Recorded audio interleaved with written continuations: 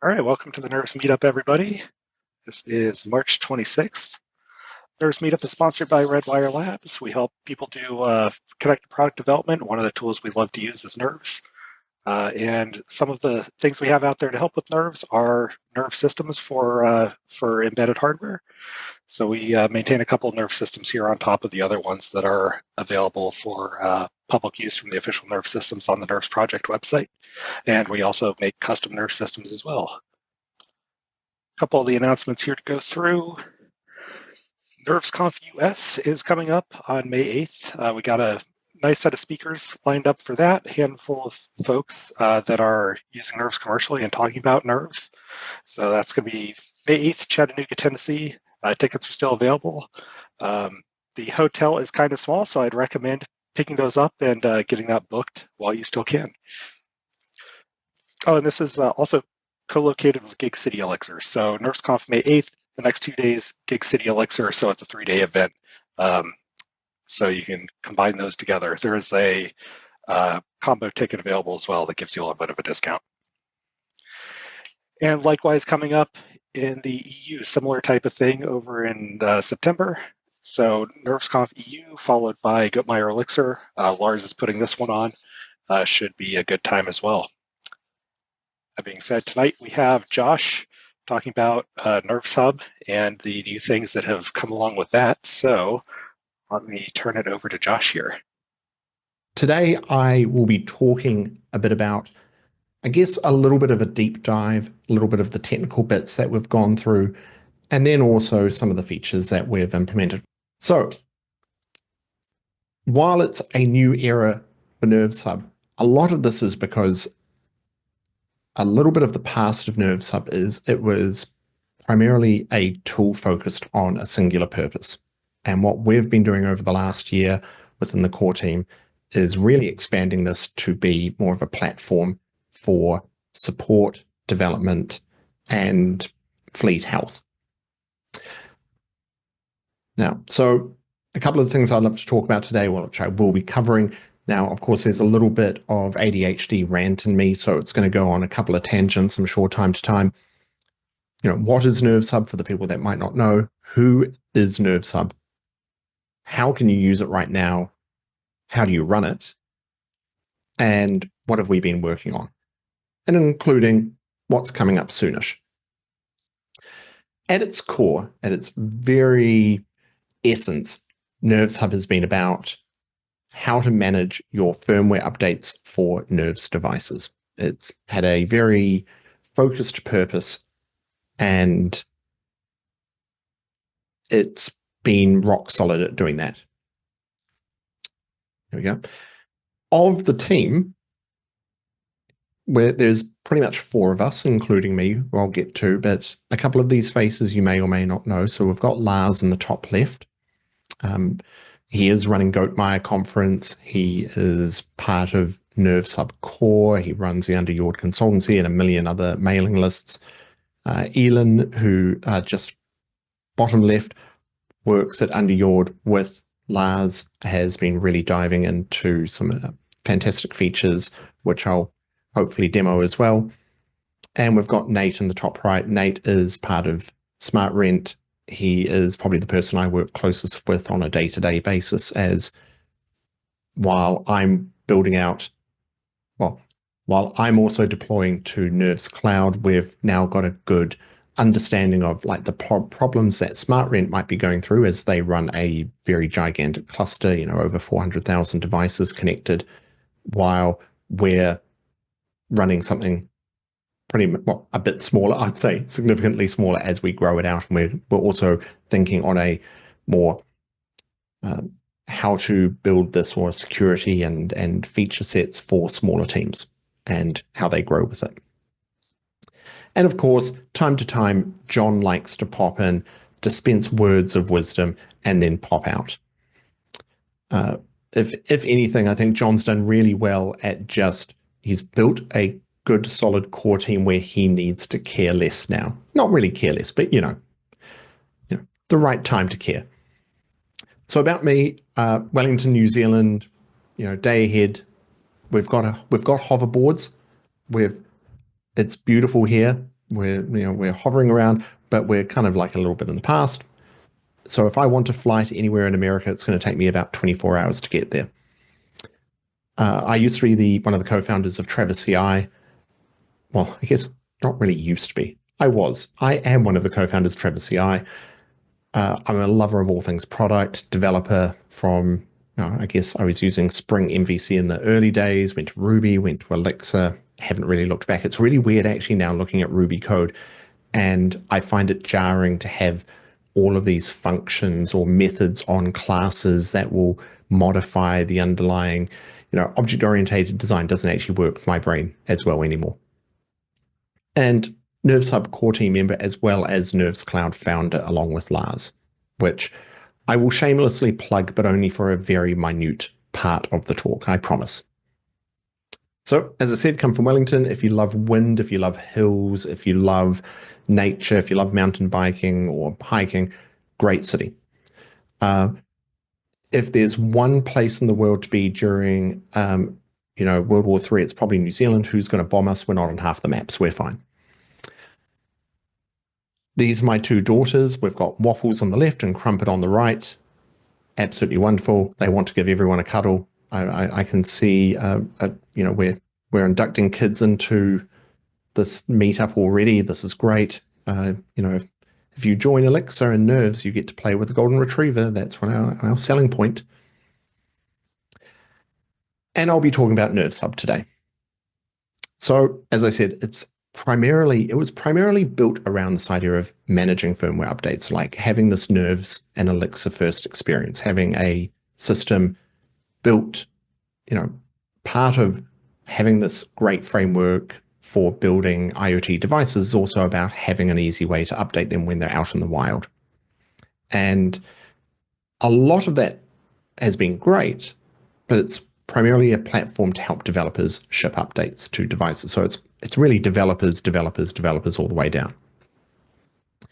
And over time, it's built up a few extra features that are to help other functions within your team and your company, like support. We've got what's called a support script, so you can wrap up and bundle small functions or small units of work that might need to be run on the device. Maybe it's to clear out a cache, maybe it's to print out some debugging information, but it's a way of encapsulating, I should really say, encapsulating little nuggets of work that you might run on multiple devices. We've also got the IEX console, gets you straight into the device, be able to play around with your code and inspect everything. That's been fantastic, but 95% of it has been firmware updates and 5% the other is these little support nuggets. And if you've seen NervesHub before, this is the UI you might be, familiar with. It's good. It's got everything you need. The device page itself, okay, it's a little bit more cramped with having the right sorts of spacing. And this is what it looks like to look at a deployment, which hasn't been, I think, when we saw this, we were like, okay, we can make this a bit more informative. And maybe it's a little bit cheeky of me to say, but for me, it was my eyes. I came into the NervesHub project about a year and a half ago now, and my eyes were hurting. So we'll get back to that. But let's jump into first, how do you use NervesHub? Well, there are primarily two projects to really think about, NervesHub and NervesHub Link. So NervesHub Link, you would add to your device. This is what makes the long-lived WebSocket Phoenix channels connection to NervesHub. And then you've got the NervesHub project, which is a Docker container. Well, we ship it as a Docker container. Anyone can use it. And it only really requires two other things under the hood. One is where to store the firmware and the downloads and archives, which we'll talk tiny about. And the other one being Postgres. Those two things alone, and you just need to run one container, and you can use potentially shared secrets if you want, which is great for R&D and hobby. If you want to actually deploy this for production fleets, we recommend using SSL certificates for the devices. That will require you to run another endpoint, and you'll need to do SSL certificate management, but we're actually working on to make that simpler as well. But nonetheless, it is open source. It's built on top of Phoenix. We've been incorporating a ton more live view as well to get the UI experience even better. Postgres is rock solid, and we package it within GitHub Actions as a Docker image. So anyone can actually just run this image, and we've made it a lot simpler. There were past, I guess, guidelines or guides that required a little bit more AWS knowledge. We've tried to really distill it down to make it more approachable. So it's actually really, we run this, for example, and I will talk about this, we run this on Fly, and we use the Docker image. We're not running any private code in what we're doing. We're primarily just running a service, so you don't have to manage it. Now, of course, you could do all that, or you could just use NervesCloud.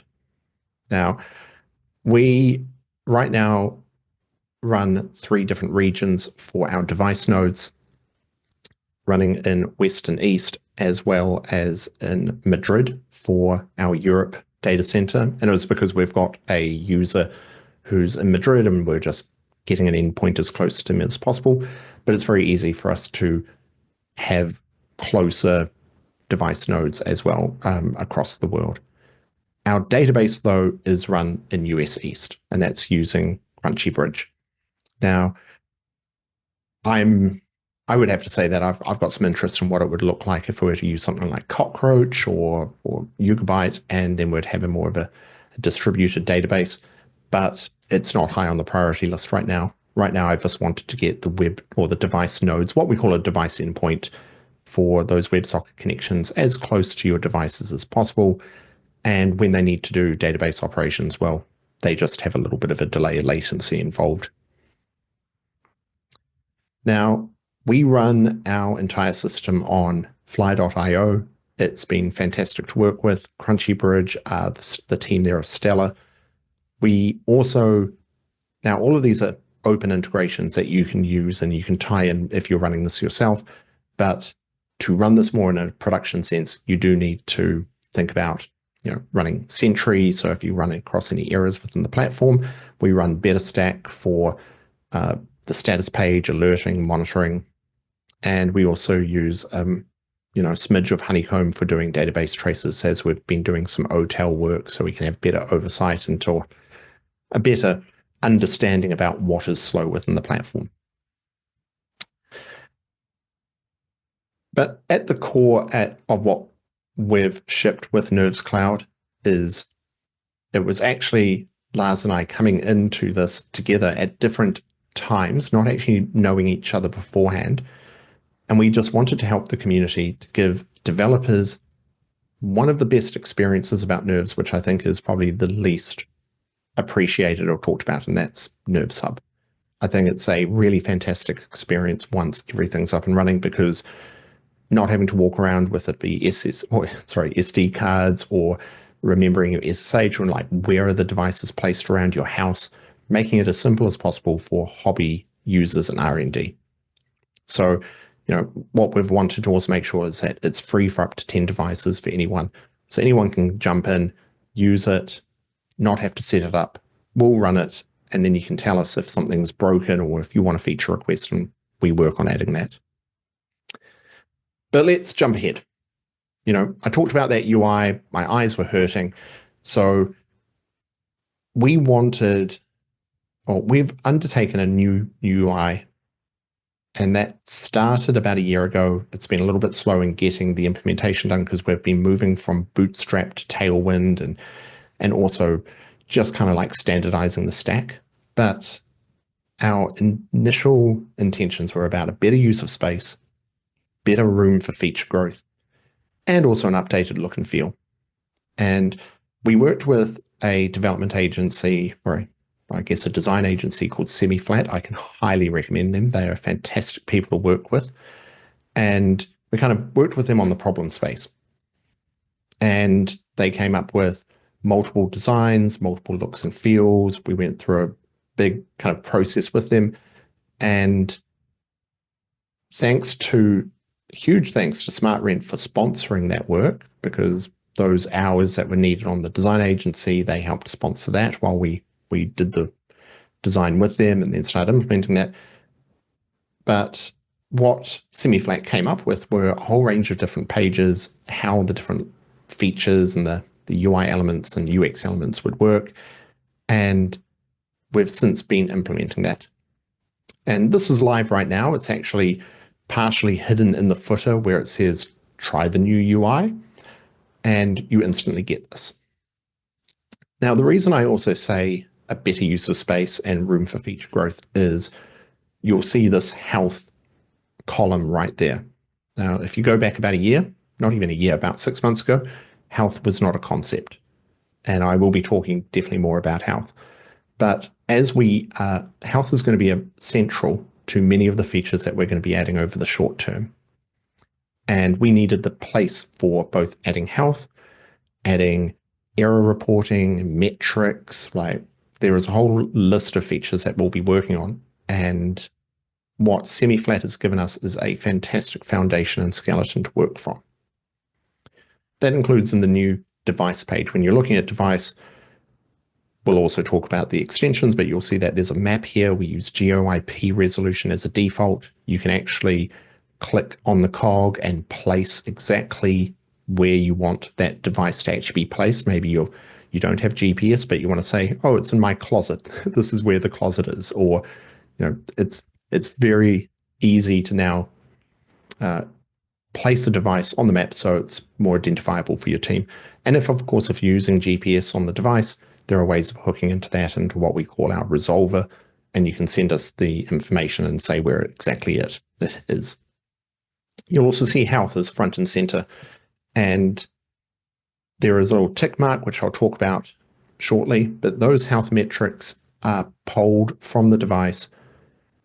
The default is once an hour. With a NervesCloud, we're doing it every 10 minutes. And if you're looking at the device, it's every minute.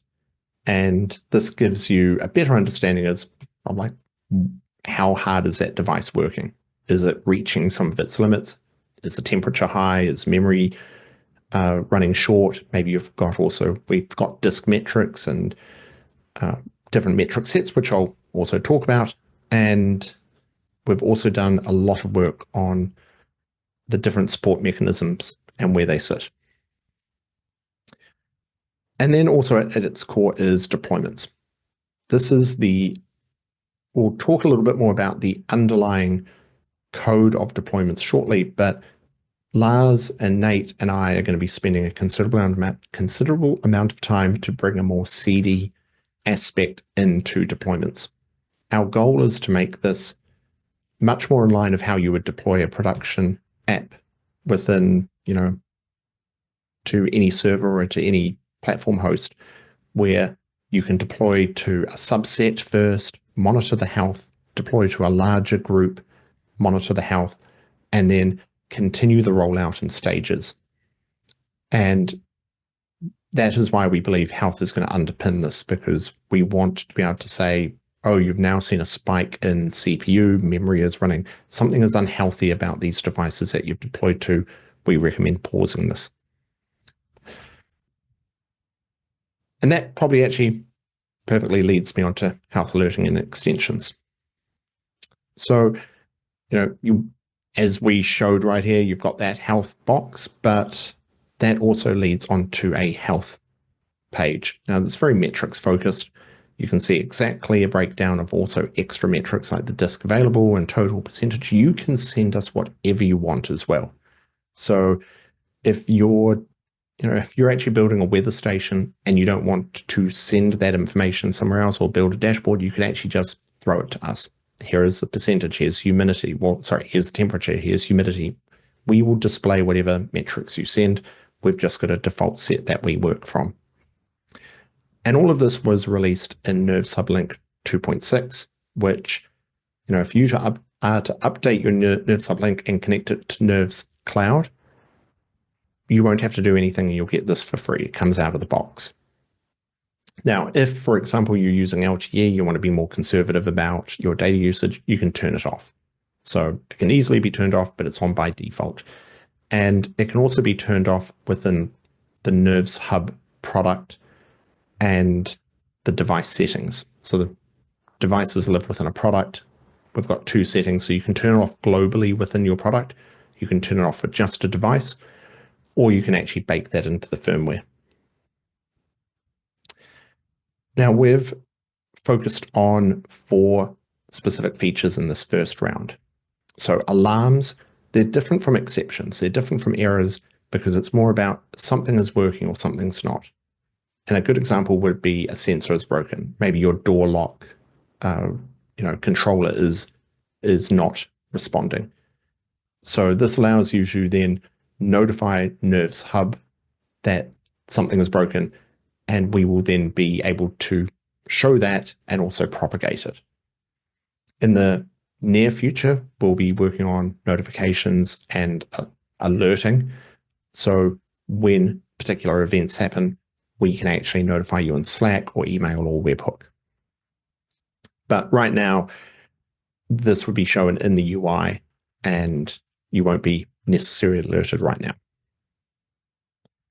We've also got metrics, so very similar to what you'd be doing with your StatsD and your Graphites and your Grafanas and Prometheuses. We've got CPU memory disk as our defaults and network as an opt-in. And this one, it's polling I believe it's one of the network procs files, but it's reporting each of the interfaces and how much data has been sent and received on it. Now, it's an opt-in at the moment because we have not built the optimum way to show it because it is an ever-increasing number. And you have to know that if NervesHub link is to restart for whatever reason, or your application is to restart and it restarts NervesHub link entirely, then that number is going to potentially still be really high. So when we report it again, it's going to be high and we're not going to know the difference. So either way, it's more to say that we haven't opted in as a default until we've got the UI of it right. There's also metadata. So you could, for example, send component versions when a device connects. Right? This is the hard disk UUID or serial number. And that way it's, maybe it's for better reporting purposes. We do know that one of our customers is reporting some of their components and peripherals, the serial numbers, so they've got some tracking of what is installed where. And as you saw with that map, we call it geo, but we've got geo resolvers, one that uses geo IP resolution by default using a little service Frank created called WhenWhere.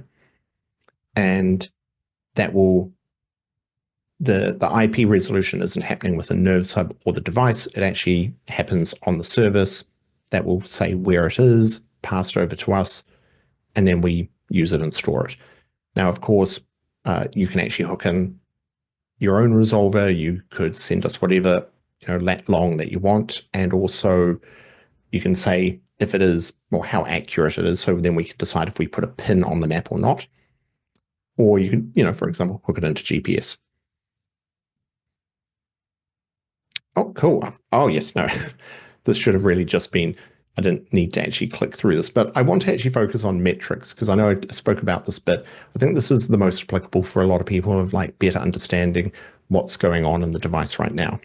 So funnily enough, we'd done all this work, we'd shipped it, it was looking really great, and Lars had built a way that metrics could be sent. And if you came to Gus's presentation last month, he was talking about his power management board for the Raspberry Pi or Raspberry Pi Hat power management. Really awesome project. Absolutely love it. If you haven't bought some of them, go ahead and tell them that you want some because it's a really cool product. And we got talking about, how can we make the metrics easy for NervesHub to consume?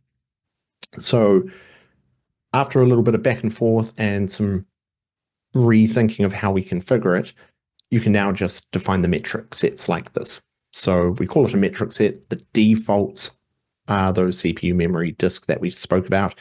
And then you can just add I'm going to really butcher the pronunciation, Soleil, cool, thanks. The Soleil metrics. And if you only want Soleil metrics, you just leave out defaults. If you only want CPU and the Soleil metrics, you just define those two. I mean, the documentation has it in full, but it's allowed us to improve how other libraries can build metric sets and how your team can build metric sets as well. So we've got a behavior set or behavior for that. And it just means that you don't have to go through a larger configuration process for sending us the information you care about. And this wasn't working at the time. So when the device started up, it would then send the information and then shut down. So you knew how much charge, what was the temperature of the battery, and what was the voltage. And what we'll be able to do in the near future is be able to get that onto the front page, get that into alerting, maybe have ways of saying, well, actually one thing I'll talk about very shortly, but how do we better have that filter into the health of the device? So that's now live in NervesHub Link 2.7, which is, I think the latest version is 2.7.1, which was just released today, but 2.7 onwards, you've got these updated metric sets. And as I jumped ahead myself just a couple of slides before, this device is healthy. Now we've based this currently on a bunch of thresholds that are pretty generic. You know, if CPU is over X amount, then maybe it is a warning. If it's over 90%, then it's unhealthy. And that happens for each of the different metric types. This is our first spike of what we'd call an overall health of a device, with the next version of that being what I've been calling device profiles, but being able to have configuration or these thresholds and settings applied to a cohort of devices across your fleet. So you could say that this particular board and this particular version of it, these are the metrics that you would look out for. This is how often you want it reporting its health metrics as well. Maybe you only want it doing every half an hour instead of 10 minutes. Maybe you want the CPU to be at 65 unhealthy. But our first version allows us to hook into that. And that's where I see us being able to enhance that further with custom metrics like, battery percentage. If it's under 40%, you might put a warning. If it's under 20%, it's unhealthy. And then we can build that into alerting. So, talked about health. Health is a big component of deployments for our upcoming deployments. But for us to talk about deployments, I want to go into a little bit of a architectural, I would say deep dive, but let's just say, this is me trying to simplify what is the complexity that goes on in my head. So in a more production setting, if you were to deploy this within your organization, even how we deploy it, how SmartRent deploys it, you'll have two different node categories. You'll have your web endpoint and your device endpoint. Now the web endpoint, that's Phoenix, that's LiveView, that's for navigating the API, how the CLI talks to it. And then you've got the device endpoint. This maintains long-lived WebSocket connections to each of your devices. Now, they each talk to each other via PubSub, although there is some generalized message sending based on PIDs that are passed around as well.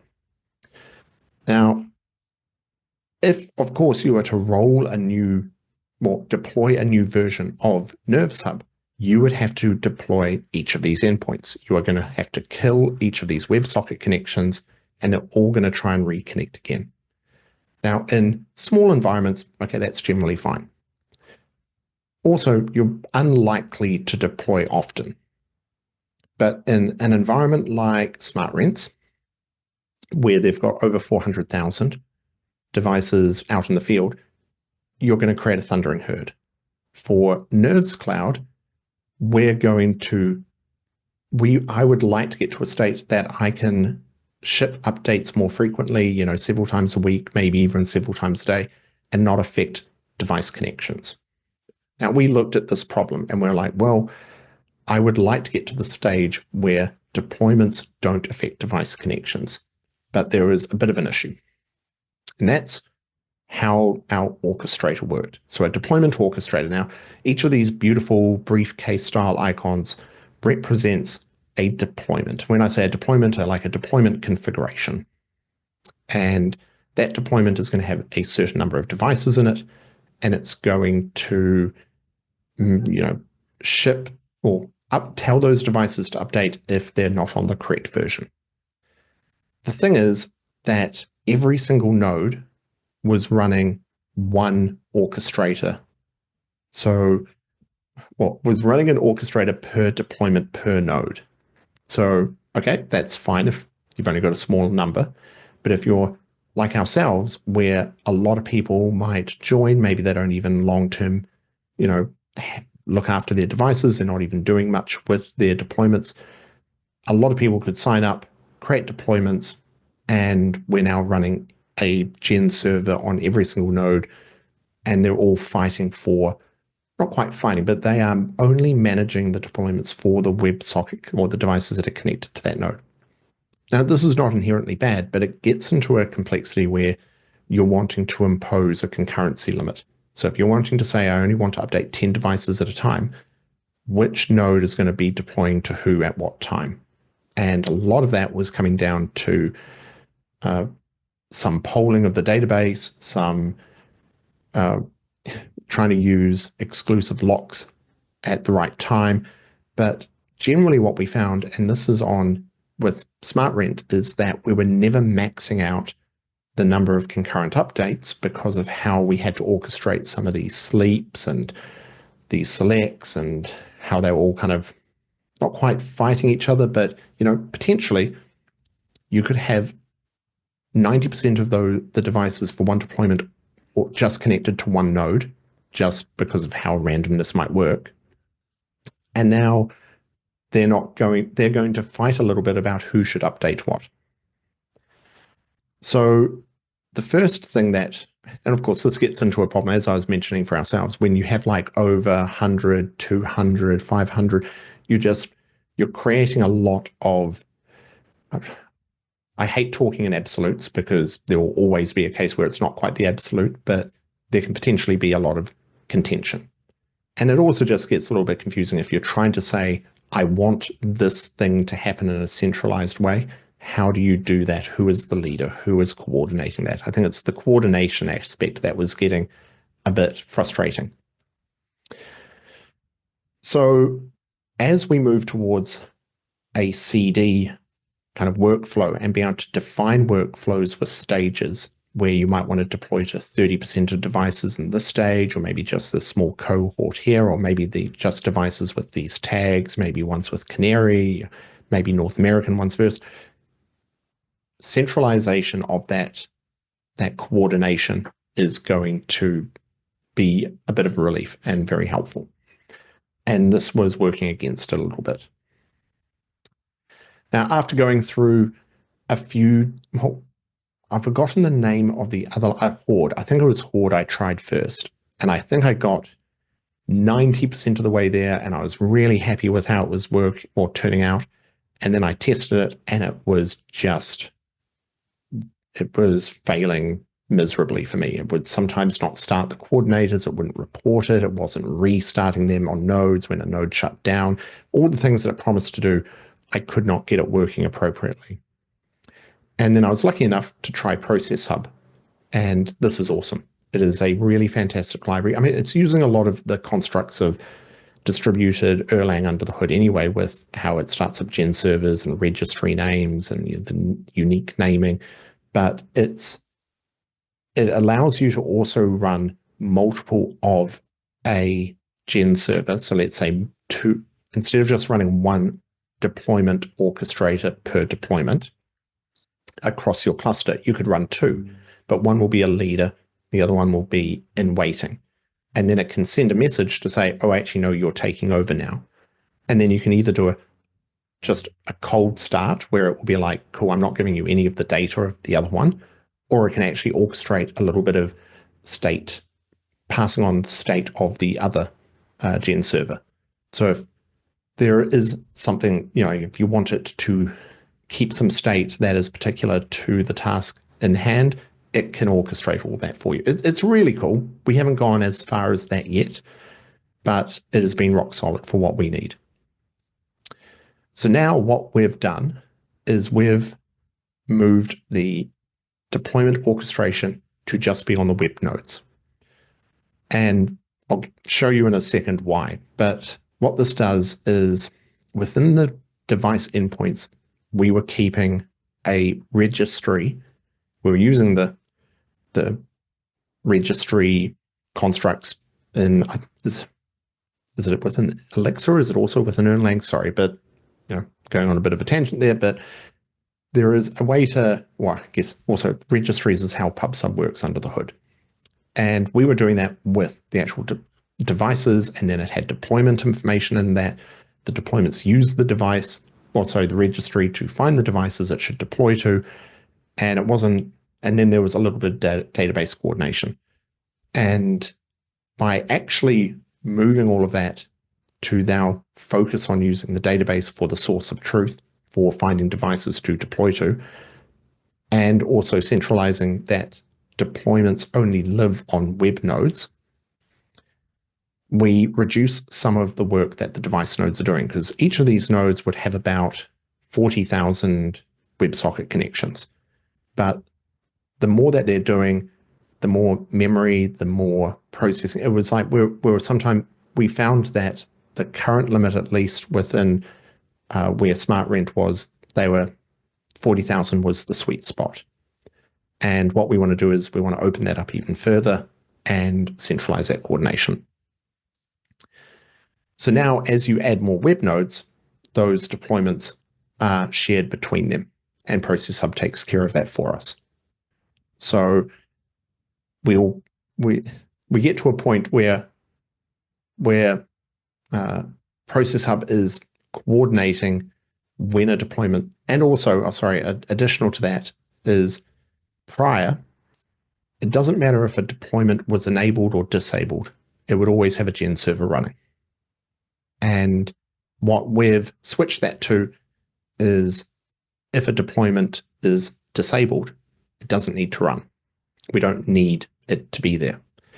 And if we need to start it up, then we can actually just tell ProcessHub to restart it up, and it will place it on the node that it thinks is best. And also now when we do restarts or deployments, because really when we are deploying NervesHub, it will do a nice soft handover because new nodes join the cluster. It will redistribute the orchestrators, and then when that node is shut down, it will also just remove the remaining ones.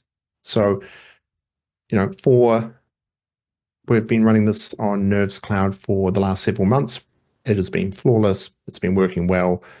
And we've been working with SmartRent for a testing phase before we remove the old orchestrator.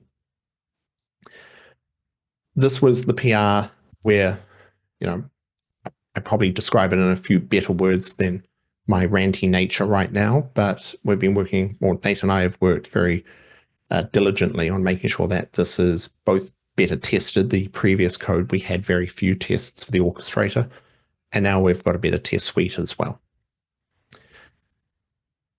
And what that is ideally, potentially, and I say potentially ideally because I've also been trying to convince Alex and Abelino on this path forward and in our planning of it, I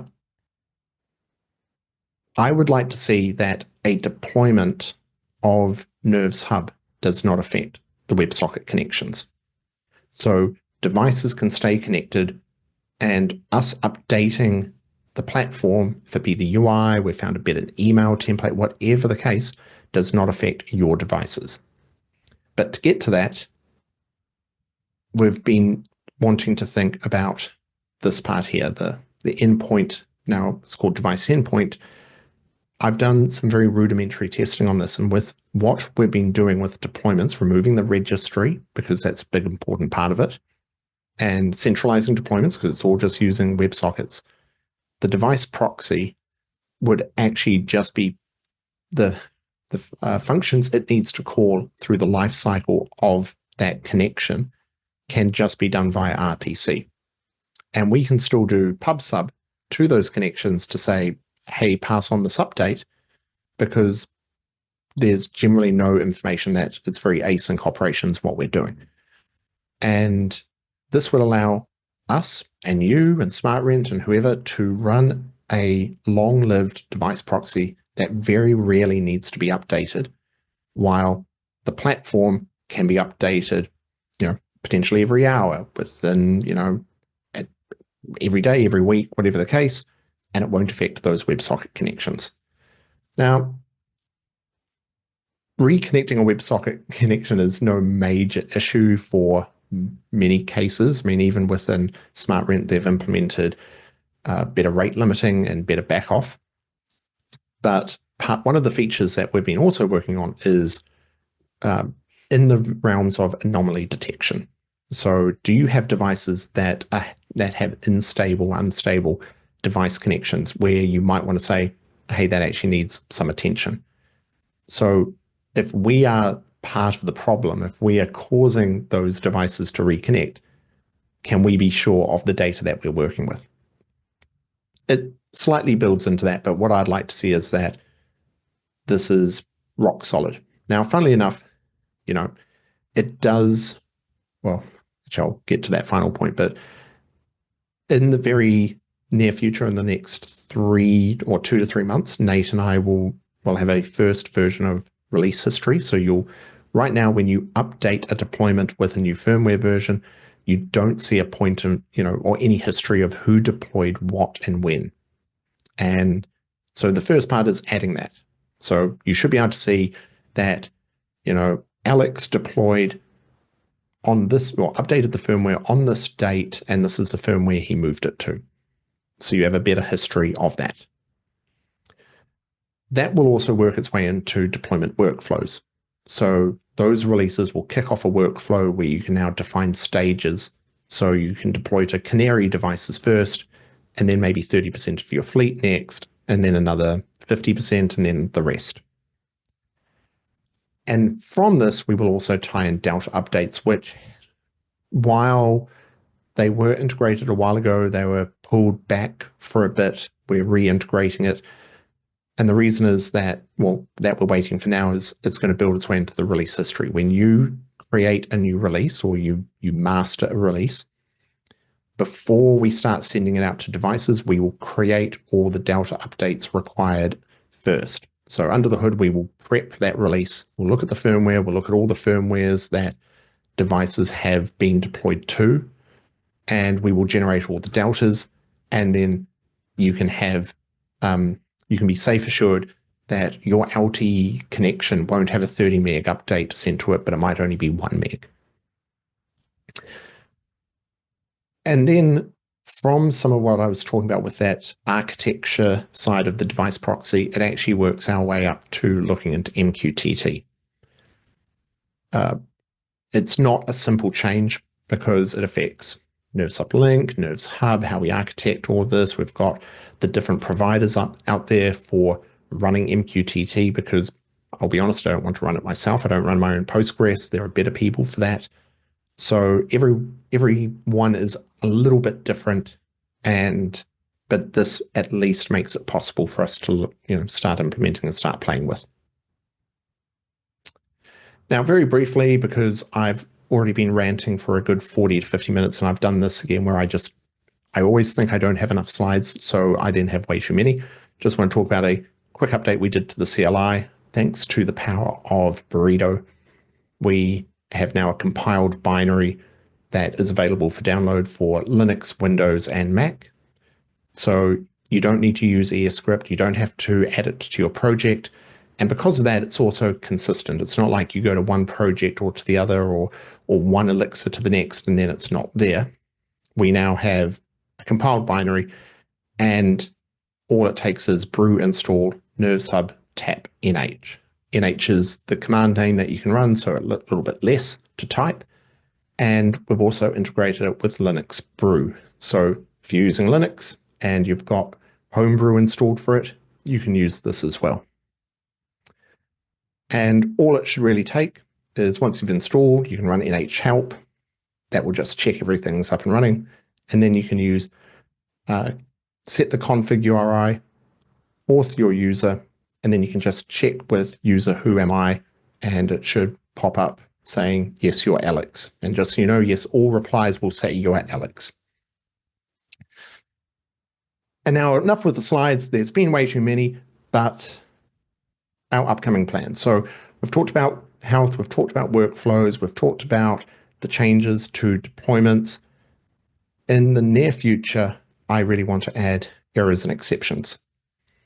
I know that many companies out there that are using Nerves have integrated Sentry into their app, so they know if an error or exception happened on the app.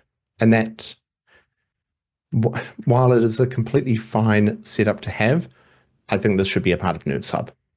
So I've got this on my radar, and it fits within health as well.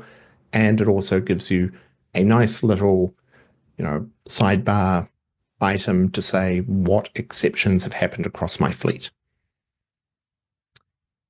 I've also been looking at and thinking about how do we support infrequently connected devices. I think what Gus, his presentation with what he's building with Soleil is a great example of that. It only, these devices are appearing very periodically. They're sleeping for a set period of time. So we've got two issues. One, we are creating actually a lot of back-end rows for a device connection, which is just our way of tracking that a device is connected, when did it connect, disconnect, so we can also better query and filter on that. But how do you send it an update when it might not be online long enough to receive that message?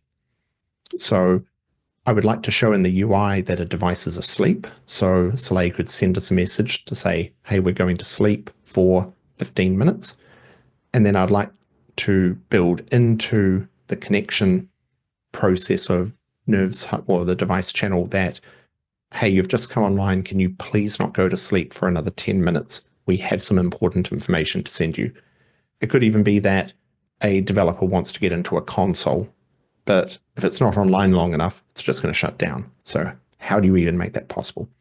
So looking at how to make that feasible, but also bubble up that information so you can say, oh, my device connected 15 minutes ago and it's actually gone to sleep. It's not like it's turned off. I think those are two slightly different states. Yocto integration is something that we've been working with a Erlang developer, Yao. He's based in Sao Paulo, and he has a actual working prototype which was using FWAP with Yocto, so you could use Yocto for shipping your app, but you might not want to use the whole Nerves tooling. So you can still use Elixir, you can still use Erlang, and that then has us looking into how to run the NervesHub agent or the NervesHub link library as an agent. That would allow you to use the tooling that your organization wants to use. This is more as a mechanism for bringing more people over to Nerves tooling and into NervesHub link or into NervesHub without having to say, hey, you need to adopt the full suite from the get-go. So it actually provides a migration path. And I guess part of how we see it is there could be very legitimate reasons that you might not be able to use Nerves on a project, but should that mean that you have to use multiple different services for keeping your devices up to date? So this is something that we've been playing around with, and we hope to have some more headway later this year. And the real big one that I'm very focused on is insights and analytics. So better understanding of your fleet health, how many are online, how many are offline, how many firmware versions do you have across them, how many have unstable connections, what's their health. And it kind of plays into anomaly detection as well. So which ones have spiking CPU, which ones have a disproportionate amount of reconnections happening. But mostly it's about what devices need my attention today. And earlier I said, I was alluding to what was NervesHub. NervesHub was about updating firmware. But where I see NervesHub right now and where it's going is more about, where do I need to spend my time? What does my support team need to look at? What's going on with my device fleet? It's not just about updating devices, but it's about keeping your devices happy, because when your devices are happy, your customers are happy. And the more insight you have, the quicker it will be to find those bugs and errors and issues so you can resolve them and then ship an update. And it also plays into what we're doing with deployments, is about shipping updates with confidence and reliability. And as the final sneak peek, this is what I've just shipped to NervesCloud yesterday as a little test run for a couple of customers, so you can get a better understanding of the connected devices and how that might have a little bit of fluctuation. You can see which devices haven't connected recently, so that's based on the last 24 hours, who's got unstable connections, so more than 5 reconnections over a 24-hour period, and then active firmware. So you can see that there are 9 different versions of firmware active across your fleet, and 5 of them aren't even in NervesHub, because technically any device can connect with any firmware UUID. It might not be uploaded to us yet. So identifying that can be very beneficial for then making sure all devices are as up to date as possible. And then you can see this blank health summary. This is where I'll be tying in the different health states, CPU metrics, and anomalies. And Finn, that's a lot of talking from me. Now, I'm more than happy to walk through a little bit of NervesHub and using NervesCloud. I've also got permission from one of our customers to use their project, because they've got a good number of devices in there that they're prototyping. But yeah, open to answer anything and anything or everything. As a longtime user of NervesHub, love to see all the updates. Very exciting. So kudos and great work on that. NervesHub was great before, and it's great to see it even better. So I'm going to give you a softball question or two. There kind of are a couple solutions in this area. What would you say both sets NervesHub apart, and then either talk up NervesHub or talk down solutions? I'll leave it to you. Kind of, how do you see what else is out there, and then where NervesHub really shines? These are the hardest questions, because I don't like putting down competitors. And also, I would say that this is actually just a trait of New Zealanders. We don't like to talk ourselves up. A couple of competitors I look towards, because I think they're doing some really cool things for different reasons. Like Mender is one good example, because also open source, it's got a mature UI, mature feature set. I would say, if anything, it's just probably a little bit more complicated to run. It's SOA architecture. It's all been really broken up and broken down into little tidbits.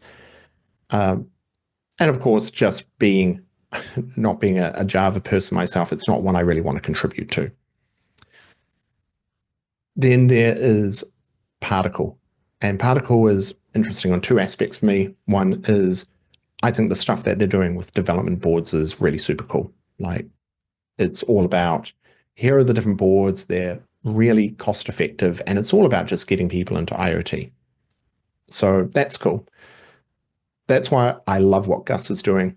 Anything that we as NervesCloud, as a greater community, can do to better support what he's doing, because I think this is just the beginning of the journey of having development boards that are nerves first. And I'd call it nerves first because Gus said it quite aptly. If he wanted to make money off this, he would make a Python library for working with the board. And he may do that, but it's going to be a nerves first approach.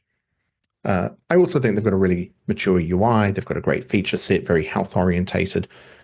Now, in terms of what Nerves is doing well, I think Nerves had a bit, well, NervesHub, I should say. NervesHub had a bit of a sleepy period just prior to me joining, it had slept a little bit because it was primarily a tool used by a large organization, like a large team. So it was part of a suite of tools that they used. And for Nerves to be, or NervesHub to be competitive in this area, it needs to be a bit more of a platform. And what I've loved is actually what I really love about the last year of working with like Lars and John and Frank and Nate and Elin is NervesHub Link is getting to a point where what we've called these extensions, they're very isolated ways of communicating with NervesHub, but very particular jobs. So, underlying this is the device channel. This should never go down. It should have the most resiliency, and we've got a lot of exception catching and making sure that thing create their own behavior or their own implementation of what's called the client. Nothing should stop it from working. And the extensions and geo have all been put on different channels so that if anything was to break in them, it wouldn't break the device channel. I think, and that's actually just a lot of it. What I love about Nerves is what I love about Elixir and Erlang. And I think it's just it's a perfectly built language for IoT. And I think where we've now got this foundation of NervesHub, like moving it towards like live viewers, a really fantastic UI and UX experience, how we work with, we've got a ton of data to work with, and I just want to get more. And it's really easy to start doing that. And now that we've got a framework to work with in terms of the UI. So I think the next part that, I didn't quite mention with the analytics piece is that I don't think Postgres is going to be the best tool for that going forward. So we've started investigating like ClickHouse, so we can, the device connections table is going to get very big. Device metrics alone is going to get very big, and doing those analytics on them with the percentiles and such, how we do the roll-ups. We're going to have a really interesting tool set to work with, and there are already some really great libraries out there built, like the Plausible team built a fantastic set of libraries for ClickHouse. So where I think NervesHub shines, so I know I'm kind of ranting and talking around this kind of topic a little bit, is there are very few good platforms out there for embedded Linux. They've all focused on microcontrollers to start with, because there's been a fair bit of interest on the microcontroller side. I've always found that actually a little bit interesting. So we're a platform that's really on the IEX console. Like, I guess everything that I love about what NervesHub is what I love about Elixir, and we're making an Elixir first firmware platform. And that's me ranting for a bit. Did that help answer anything? That did a lot for me, I think. So thank you. And I think all the things you said, and then also the IEX console for sure. I feel like that's like a superpower. Not just connecting like an SSH thing, but like, here's the VM. I can poke at the values in memory. That's like, I don't think anything else does that. So yeah, super interesting to hear. Thank you. A few quick questions and/or comments, and then I'll turn it over. But I really like your "what devices need my attention today" question. I thought that was such a good summary of how to think about what NervesHub gets you. And I love to see like the device proxy and stuff, but I'm like, if I'm a business guy, like what does this mean to me? And that question to me really like is sort of like what NervesHub tells you. So I really like that. And then just kind of final comment on the metrics. One thing, it's probably too tough to get, but like the frequency which you're writing to disk and the volume, if you could get that metric, I feel like in the past experience, that is almost more important. Like rarely was I CPU bound, but like IO bound essentially on the disk. If you can get that, it's probably very difficult, because you can also get it potentially like eMMC wear, which I know people are worried about. So just a thought on that. That's really interesting. I'm just going to share my screen in a second. If you're interested, we would love to poke around on adding that as an optional metric, because what we've done for this is within health, there is a metric set behavior. You implement sample, it returns strings or atoms with numbers. I mean, very simple, but we've broken those out into their own metric sets. And it makes it very easy now to add new ones, but not add them as the default. So it makes it very easy to try. And then if we think actually this is a good default for people to use, we can actually adjust the defaults. And it's how we went about with the network traffic, because you have to do some ugly parsing of procnet dev to find all the different, interfaces, and then you have to look at the bytes received total and send and how you parse that. It works. I don't know how resilient it is, but that's why I don't want to make it a default. So yeah, if it's something that you're interested in, I'd love to take a stab at that, and definitely be very cool, because I know that there are a couple of that there's at least one customer that comes to mind where they are writing to disk lots. So is there anything that we can show in that vein? Yeah, I mean, that's one of those things, like you deploy firmware X and all of a sudden that spikes or goes down. That's a huge thing. Yeah. Cool. Very neat. I'd love to see a demo. This is where I've probably got the most excitement at the moment about where I want to see insights, because right now, if you were to log in, and I haven't put it on the sidebar yet, if you were to log in, you would be going straight to the devices list. And okay, cool, what do you do with this information? Insights is going to be starting to answer, where do I spend my time? How can I make the most impact?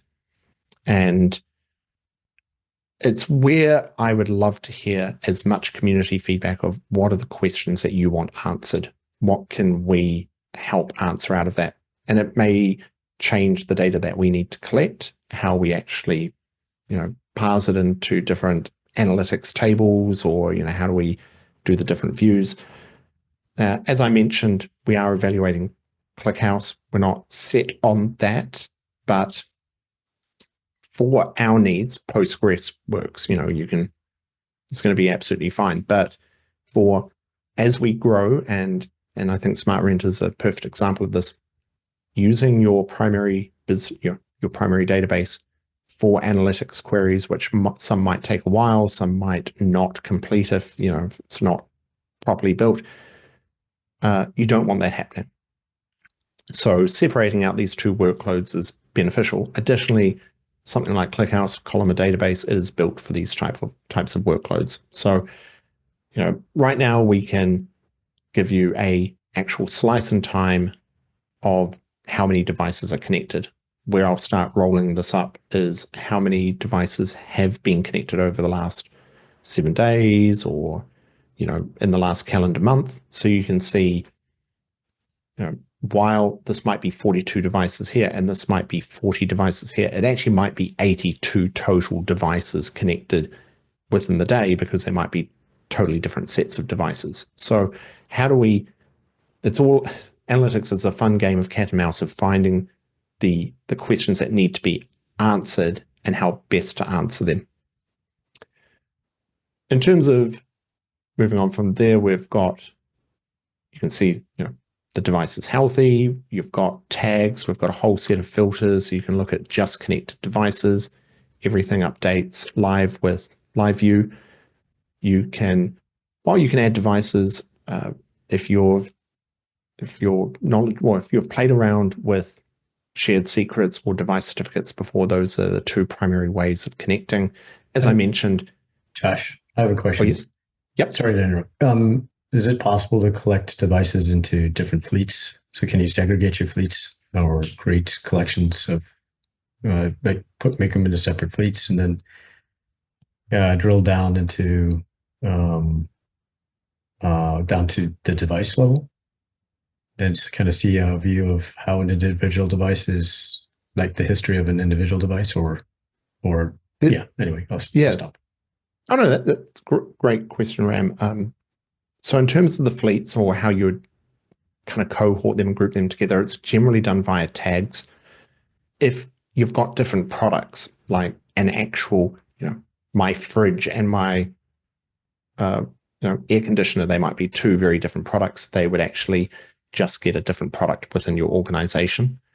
If it's that it's a different version of your fridge, like it's just a different firmware or a different board, then you may even tag the board, so you know which, you can easily identify what boards were manufactured on what date. And then SmartRent does that. They actually use the tags for identifying, even manufacturing runs of the different boards. Is it a single tag per device, or can you have multiple No, tags? you can have as many as you like. Okay. And then within a device, you've got, now support scripts is actually something that I really love now. And I'll actually just flip over to our demo example. Oh, I should also mention, can you, tiny quick show of hands if you've heard of Livebook? Cool. So we are also working on a like how to best orchestrate the Livebook connection, so you can connect to a device and use that via smart cells. Like, there are ways of doing this, which it's documented, but it requires a lot of manual intervention. We're probably going to be focusing on tail scale as the first way of doing it. So as long as they've got access to tail scale, we can tell it to connect as like an ephemeral node, and then you can connect to it. So it's a good support tooling mechanism. We think that's going to, we've got one customer that's really interested in this, and we think it's actually a really cool idea of how we can more easily orchestrate that connection for you. So going into the devices here. So these two things don't actually do what they're saying. They're more for, like, if I wanted a good screenshot. But these support scripts allow you to encapsulate little bits that you might want, things that you might want your team to run. Like, in this case, I'm actually just returning hello via DBG, but that's running on the device being streamed back. And it makes it very easy to go, oh, you know what? I might need to run a diagnostics check. You can wrap that up into a support script. It makes it very easy to run from the UI. And of course, as what Mike was alluding to, the console is one of the coolest things. We just actually did a slight, Lars did a revamp of the UI of it, making it full screen within this box. Looks really awesome. And we've also got theater mode, so you can go into full UI. And of course, you're right on the device right here. And then health, we do have up to 7 days that you can look at that. I need to work on some of the queries, because it's not like the points don't exist. They're not being aggregated and summed correctly at the moment. But this does give you a good overview of, are there spikes, and why might those spikes be happening? And deployment groups is one thing I also really love to play with. Is go to this version and we'll go settings. We'll change the firmware version. Let's go up to version 1.8. Save that. Go to the device list, and you can see them live update and the progress bars as it's being streamed. And we deliver all of the files via Tigris using an S3 compatible API. We're only passing to the device. Here is the file that you need to download. It does a download stream into FWAP. So disk usage is minimal, but also it's the fastest way to do it. And then the reason only 2 of them went, and then the other one did, is I set a concurrency of the deployment group to only do 2 devices at a time. But you can now see it's gone offline, and then very shortly you'll see that it will appear online again. And when it appears online, the firmware version will update. Of course, this is the part where, as soon as I pointed, there we go, came back online, and oh, don't you do this to me. Don't you, there we go. And it's reported. So you can now see, like, all of this is, we're just hooking into all the pub sub and all the joys of Phoenix for making this live and happen right now. Deployments groups is where we're going to be putting in the most love and attention, I feel. Now, I just want to talk about it really quickly as well. So, firmware, you can see how many devices have that installed firmware. It's quite useful for seeing if you've maybe got a very old version that devices have set up. There is a concept of archives. Now, at the last NervesHub, Nerves Meetup presentation, this was spoken about. So I'll just give a really quick overview. But within many companies, many products, you might actually have other devices connected up. Like maybe your Nerves device is the hub, and you've got all these other different sensors that are connected to it potentially. Maybe they're not using Nerves, maybe they're using Zephyr or other, protocols, other frameworks, not protocols, but frameworks. Archives is a way of actually bundling different files that you might want on that device, but aren't doesn't require a reboot. It's not like directly firmware. Could be like, for example, an ML model. It could be a firmware update for a sensor that connects to it. So this is a good way of actually bundling that up. It also uses FWAP for doing that. There's also code signing.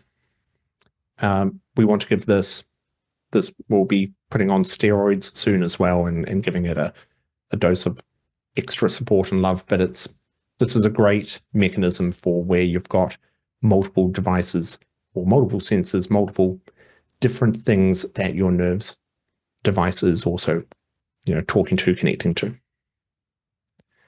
And then we've got the support scripts that I just mentioned. Like in this one, it was actually just printing the mot D, the message of the day. And the other one, it's really just hello. But it allows you to encapsulate little scripts that you might want to run for support purposes. Josh, if people wanted to play with the platform, is it still behind an invite where they need to contact you for it, or is that open to the public at this point? My last shameless plug for the day, because while a lot of this is NervesHub generalized, if you want to play around with NervesHub, but you don't want to run it yourself, jump onto NervesCloud. We do actually have a fairly nice looking website now, which also has the sign up button. It sounds like click the sign up, and probably by the time anybody watches this video, You'll have it won't work if it doesn't right now. Yeah. Yeah. You'll have it fixed if it doesn't work. Yes. If I don't want to monopolize the questions, but I wouldn't mind a little more detailed discussion, sharing of ideas of how like a live book integration might work. Sure, I can give my very high level thoughts on that, because the good thing about all of this, it's all open source. If you're interested in contributing and having a go, you should just, we're in the Elixir Slack. We're also in the Discord. We do have a NervesCloud Slack where we've got a community room there. But so if you're ever interested, just message one of us and we will happily, help out and jump in. This is, the more people that jump into this code base, the better. In terms of how I've been thinking about it, my goal would be to have a button here somewhere. Could be up in the top bar, like launch Livebook, launch and Livebook, connect via Livebook.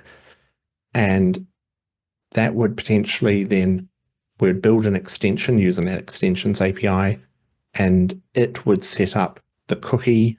It would set up the, doing the node connect. Well, it doesn't even need to do the node connect, just needs to set the name, set the cookie, and then orchestrate the tail scale connection. Just make sure it connects, and then be able to return what the host name in that was used. So then you should be able to go to, even in a perfect world, I would love to see that it would launch, because Livebook can be installed. Oh, it's not just Livebook, is it? Yeah, here we go. When you're installing Livebook, you can actually install like a proper app. So how can we make sure that the link that we're generating could use the right template, pass in some parameters, and then it would automatically connect via the different, I think there is a tail scale integration. That's what I'd love. In terms of what we can actually get to work in a spike, I think it would be more that when you say connect, it would orchestrate the connection and then say, hey, here are the details that you'll need to use to connect. And, it'll be interesting to see if we can even do that as a support script to start with. and then it would just display, hey, here is the connection details. You need to go to your Livebook. I'd love to see if we can even integrate it into Livebook teams. So where you're using the hosted Livebook and hosted templates, maybe there is just more that we could do there. I just want, my goal is a one button click. And maybe it's late and I'm having a failure of imagination, but like what might be some of the things one would do with that integration? Well, what we've found with one of our customers is they've started wrapping up some of their support tooling that just gives they've got actually live books that they've started creating of how they might query information, check hard disk partitions. They do a lot with cameras and hard disks, and then also streaming it back to their service and their platform. So their support team really loves the UI aspect of Livebook. I think, a little bit, I think it's fair to say that NervesHub it feels more like the developer tool, which is not a bad thing, but if we want to make this more approachable for people, we'll either have to make it more visually interactive, or I think in this case, we can actually just say, hey, the best way if you want that full customization where you want to create your own tooling around this is, it's either creating an API or it's having a good integration and connection point with something like Livebook. So in that case, is the scenario one where the Livebook would be used to basically provide an interface to whatever data is being generated and streamed from the devices? Or is it still about mostly the administration of the devices, or both? I think it's more about the introspection of what's happening on the device. Okay. So, most people aren't generally wanting this connection so they can, interact with its general how it works, like what it's been built for. But if something's to go wrong, there might be general scripts that you would run to diagnose what the actual fault or problem is. Okay. I could see that. So you might create different workflows that you run if in different scenarios against different classes of devices or fleets of devices. And so you have these pre-generated runbooks in your Livebook. So use your Livebook as your runbook. Yeah. Yeah, I've seen that as something more. I've seen several companies start using it more as a runbook setup, especially where your support team might not be as comfortable with the terminal, or I need to run this, and then I need to run this. I also know within SmartRent, the number of support scripts that they have now is not like just 3 or 4; it's a lot, and they're actually wanting to. We're going to be enhancing it so you can actually tag them and filter better, make better filtering on scripts within the support scripts area. I think it's also a case that support teams may have restricted access or less access to devices just because you want to reduce a potential security attack vector. Right. And so you may put the access controls in the UI Livebook layer. Yes. Or you could actually, within that layer, that smart cell layer, you could probably, I'm probably speaking of something that doesn't exist yet, but how you could actually put access restrictions around that. A lot of the support scripts functionality was born out of the desire not to give every team member admin or manage access of a device. Right. Cool. That makes sense. I've been using just Livebook in general as the main way I hack together Elixir code, and it's fantastic. So it just makes development a lot more fun and easy, faster iterations. Yeah. So I definitely hope that that we can actually release a little spike over the next week. I think that what I've noticed with Lars, if I can get him excited enough, he will pull time out of somewhere, out of a hat, and he will make magic happen. So I've just got to keep working up the excitement. Ben, I see a hand up. Yeah, so I don't know if this already exists. We're stuck on NervesHub 1 at the moment. We're getting ready to update soon. But is there any support for scripts that would go across your fleet? I don't know if that might be something you do with the livebook integration or if there's something that already exists now. Also, if you're wanting to run a script across a cohort of devices all at the same time. Some kind of orchestration that you want to do. We don't have that at the moment. And I could see two areas. Well, one, we could definitely look at adding something like that, especially if you were to filter on devices and then, you might want to say, for all connected devices, I want to then run these actions. One of them could be run the script. I could see it fitting in here quite nicely. Sorry for that, just hit the mic. The other option is building that into the CLI and how that could be scripted. So you could either have developer level scripting on the terminal where, maybe it might not specifically be on a subsection of devices because you're using the terminal. Maybe it's going to be on each device, but you're actually just scripting it within Bash.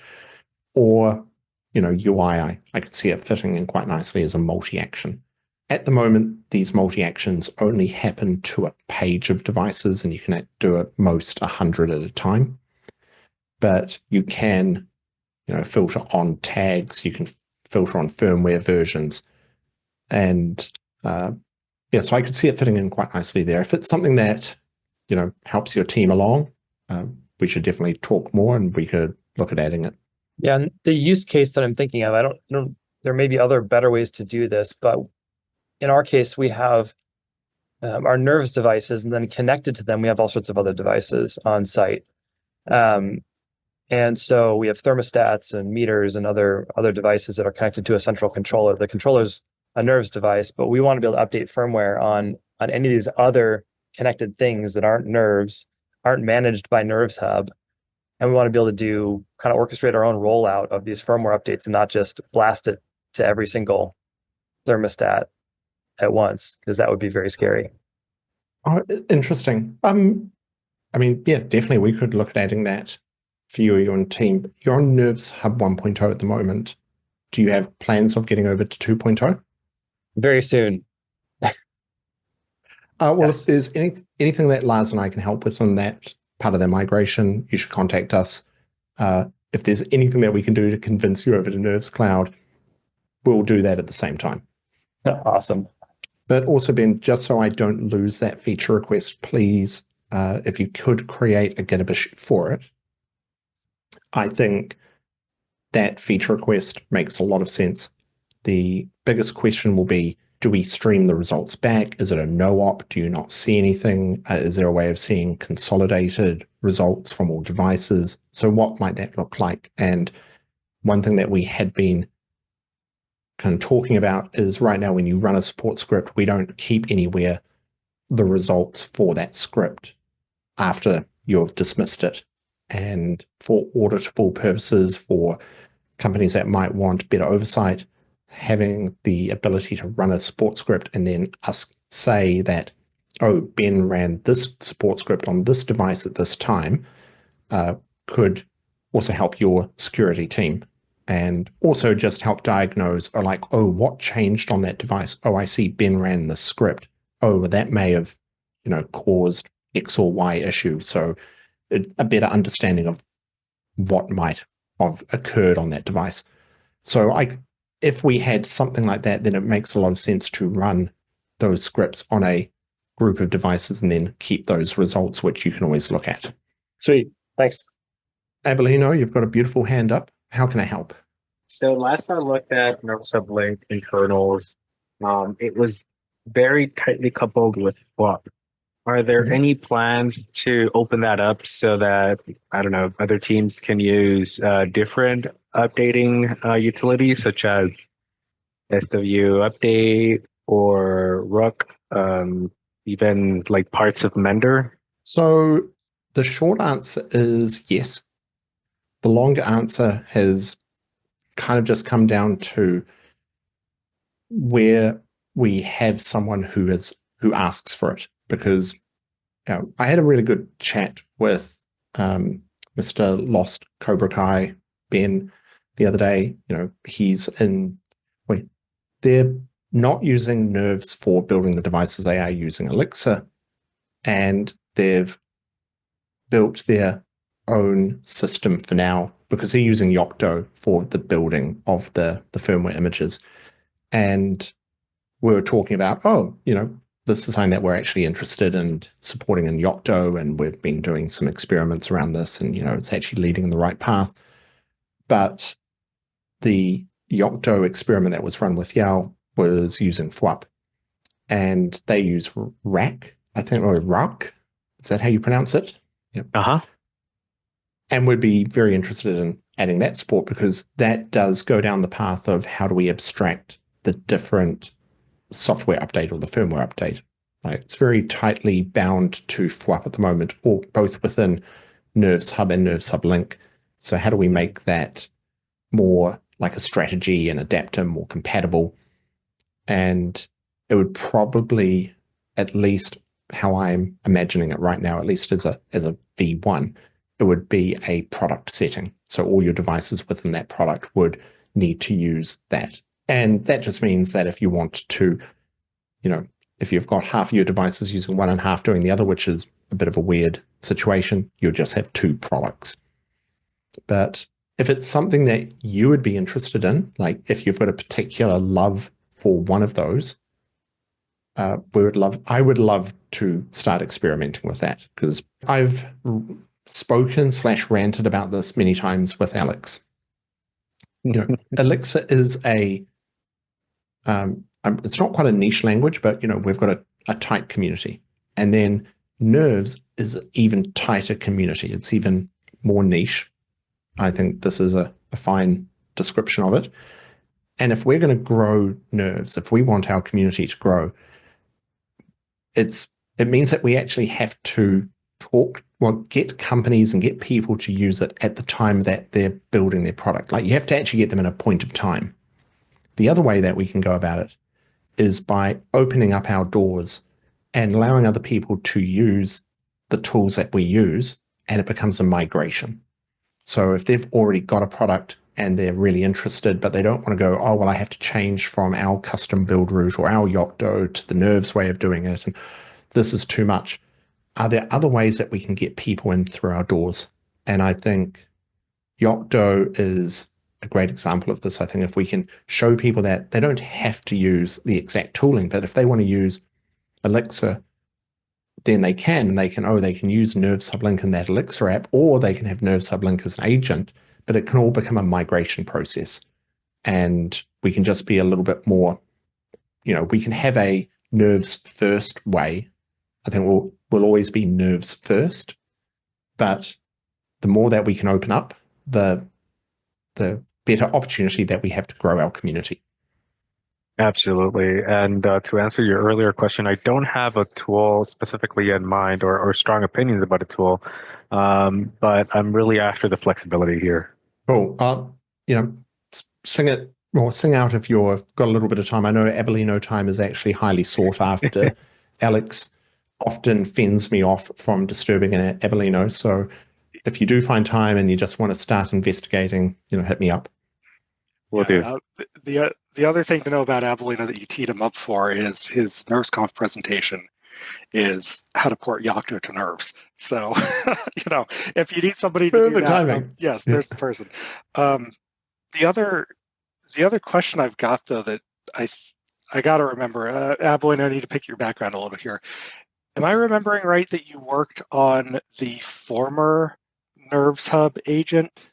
I worked on the CLI. The daemon, though, at the time, or the thing running on the actual controller or Nerves firmware, wasn't actually on the timeline. Okay. What I was leading into was, if you had the experience on it, what was your opinion of having the agent versus just having NervesHub Link as the library? It really depends, I would say. I would really prefer the isolated process and the agent itself, preferably as a standalone binary that can run outside of the beam, perhaps, so that if the entire beam goes down, your OTA process is still alive somewhere else in that ecosystem, right? You're not bound to any like catastrophic crashes from the beam, which can happen depending on other variables. So that would be my strong preference for when designing like a critical system. Gotcha. So then in that case, you're not necessarily tied to a build system like Yocto at that point, just as long as you can get an agent running. However you do that through Yocto, through build root, through I guess your package manager at the end of the day, if you even wanted to do that, Docker container. Not our first choice of things, but that is one way to do it. Any of those would still let you run the agent. And so that would be pretty versatile across systems at that point. Yeah, if anyone here is using Docker containers, talk to me. I'll talk you out of Docker containers. Yes, you have the war stories about that. There was one other question in the chat here that I think almost got lost. Josh, how would you get the data into ClickHouse? I don't know if Mike is still here, but that's the thing that we're still evaluating if we'll likely want to stream it in as data is being added or removed. So, I mean, especially with the metrics data right now, that comes as reports that we're polling from devices, and that would, instead of saving it to Postgres, would be flicking it on to ClickHouse or Influx or whichever system that we end up going with. The goal would be, however we get it in there, I do have a love for ClickHouse because of some of its aggregating materialized views that it has, and also how you can do time to live or the TTL, so for automatic removing of information, or truncation, not quite truncation, deleting. But anything that we do add will not require people who are running NervesHub themselves to opt into a paid service of any form. So anything that we use, it may be, and I know that there are probably ways that we could do this as a strategy or an adapter, Postgres is a default, or you can update to this. Sadly, that just adds extra development time to us. So, we've got to keep that in mind. So our goal would be that the very basic of what NervesHub gives you, if you were to run it without, that analytics engine, is everything that I've shown you today. Maybe just not the insights page. But if you were to add that, and if it be self-hosted or a hosted platform, then you'll just get more features. But yeah, I just want to rest assured that people that we're not going to go, oh, we're using this proprietary system that you'll have to pay for if you want to get any of this. That won't be it. Awesome. That's great. Abelino. I have one last question. And this is mainly geared towards helping maybe with adoption, because I do know that some of the bigger companies that are very paranoid want strong multi-tenancy. And so is there any plans down the road to make that a reality from the database side of things in NervesHub or NervesCloud, in order for that to be like even if a premium feature for like non-free tier, like I think that would be adequate. But like, are there any plans for that in order to cater for those companies that have tighter and stronger policies? I mean, I think we can also call a spade a spade. I think many of these companies that have, these requirements are European companies also. I think maybe it's I had 2 years in Germany. Travis, I was a German-based company. I think German companies also have a stronger desire for some of these, data ownership and keeping data within the EU. And I think it's very legitimate. Right now, we've just had to pick one like master system. And also, even if when you're using Postgres, there's more complexity to, it's not so much like Ecto does make it easy to have these read replicas, and we can do, then you switch to master if you have to, or main if you need to run something for writing. But it's not as easy to say, oh, I only want some data there and some data there. And so that's me not really answering the question, just kind of saying a lot of words. I think Yugabyte, and there's another distributed Postgres database, which makes it really easy to do this and have that segregated kind of keys. Now it completely fumbles out of my head, but there are two systems that I've looked at, and I'm actually really interested in this because I do think that there is going to be a side of the market that this is very important to them. I think until we get to that database story, which it does then pose a question of how much that lands in the open source code, because how much is it going to be applicable to others? So it has to be a way that it's in, how do you best make it opt-in or not interfere with a simple installation? Because key to what I want NervesHub to be, and what we did a lot of work with a year and a half ago, is it should be easy for people to install if they want to install it themselves. A lot of the old instructions had AWS littered throughout them, and we've really just made it. It's a Docker image. It runs on Fly. I'm just using Fly configs for my deploys. It's really super simple. In fact, when I update our NervesCloud, I'm just using the Docker image that we're building on GitHub and adding to the release. So I'm not doing anything special. It's all in configuration and how we run it. If we're to do something like it really is a distributed database with then being able to decide where you want your data to live. And there are other ways we could do it. We could actually just say, oh, you're connecting to this database for these hosts. I think if we had a customer come to us and say, listen, this is a table stakes, we need our data to live in the EU, I would look at probably starting up an EU NervesCloud to start with. It also gets really interesting when you're talking about MQTT as well, because MQTT isn't built around distribution for a lot of it, unless you're using their serverless platforms, and you can't customize DNS host names at all. You have to use the ones that they pre-generate. So we would actually have to have a EU MQTT, and then a North America MQTT, and maybe an Asia Pacific MQTT. And now we get into the case of where do we have our databases, and analytics queries will be slow if you're doing them across different orgs, across different products potentially. So maybe an entire org has to live in one region. I think that's also where ClickHouse really becomes a benefit for us, because we would roll up data into ClickHouse for analytics queries to see what our usage is and etc. So yeah, that's my very thinking out loud way of, if there was a customer, we can make it happen. It's just finding, I don't think there's a clear answer to what the right approach is, though, which is the fun part of it, or not so fun part of it. And then, of course, whatever we deploy 6 months later, there will be the perfect answer.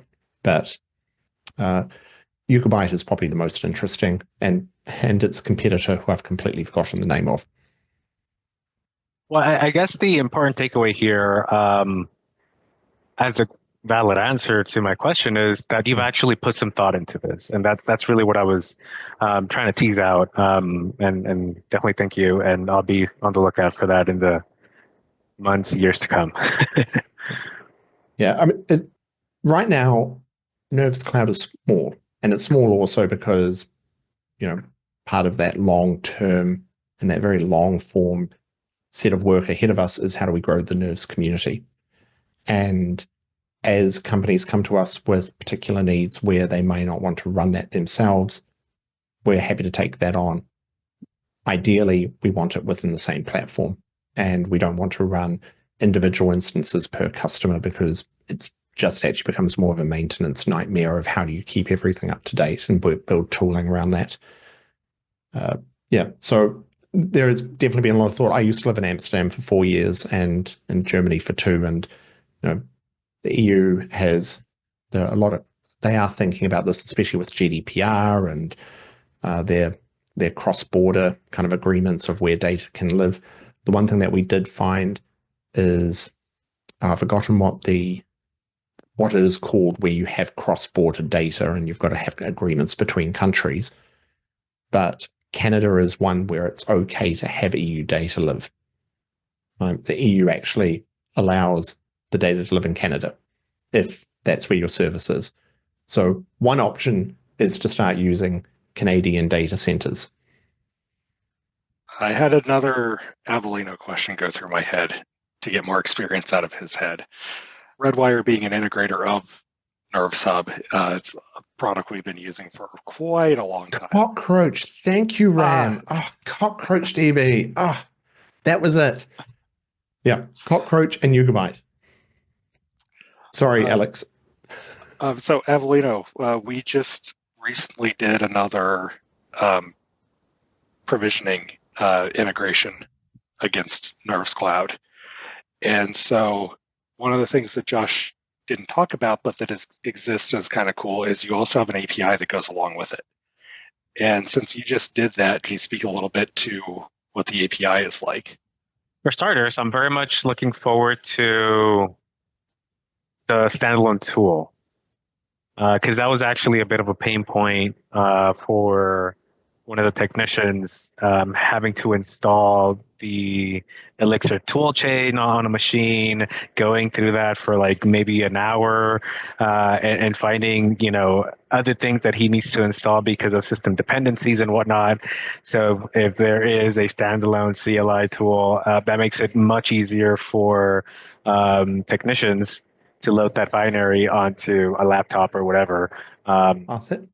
Avellino, you don't know how happy you just made me, because when I was sending little sneak peeks to Alex of like, oh, this is what I've been working on, this is what I've nearly got working. I was like, why would you do that? Like, isn't there better time? Shouldn't your time be spent on other things? Oh, I don't see the need for that. You just made my day. Yes, but I'm the eternal pessimist. You're not supposed to send me good news. So cool. So now I know. I'll figure out how to. Yeah, I'll figure out how to pull anything out of the roadmap. And I'll just send anything that I'm happy about to Avellino, just so I can get some like, oh, that's so cool, Josh. I'm so proud of you. Avellino's the cheery one. We do good cop. So I'm glad that there's been some effort there. I haven't played with it, so I still need to maybe break it and then tell you how broken it is later. Mainly from the fully standalone side of things, like, does it have shared libraries that it needs, or that technicians still need to install? If it's fully standalone, that's awesome. It's fully standalone. Burrito is really interesting. Like, nice. A sneak peek into actually how it works is it's creating it's got like a fully pre-compiled for that architecture OTP and how it's going to bundle it. It bundles your beam, or creates a release.